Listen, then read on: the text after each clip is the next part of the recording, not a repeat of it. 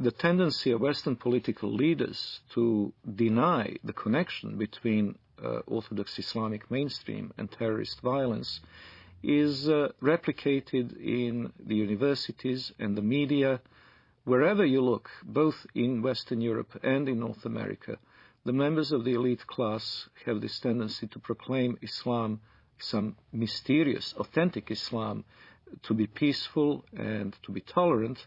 and those Muslims prone to violence are proclaimed to be non-representative fringe.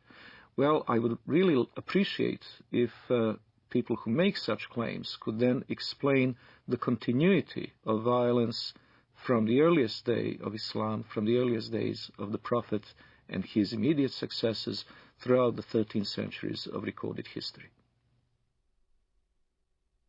The real burning question in the world today is, does Islam and Islamic civilization actually sanction the violence that we're seeing being perpetrated in its name around the world? And to that we have to answer, if we're going to be honest about it, an unqualified yes. The Islamic sources, the Islamic texts, starting with the Quran, but not limited to the Quran, the Islamic texts including the Hadith, Islamic tradition, Islamic theology, Islamic law, the traditions of the interpretation of the Quran throughout history and Islamic history itself all bear witness to the fact that Islam has a developed doctrine, theology, and law that mandates violence against unbelievers.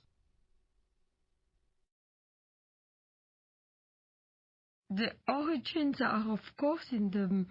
the Muslim desire to impose all over the world the only religion, the only just religion, which is Islam, and the suppression of all other religions in order to establish the rule of Allah over the whole earth. This is a religious duty which binds the whole community and which the Muslim community is obliged to impose,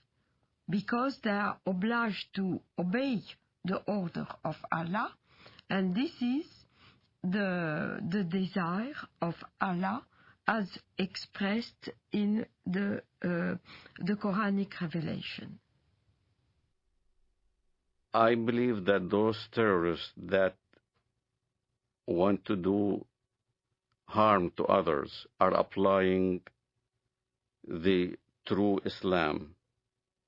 that was practiced by Muhammad and his followers in the early stage of Islam.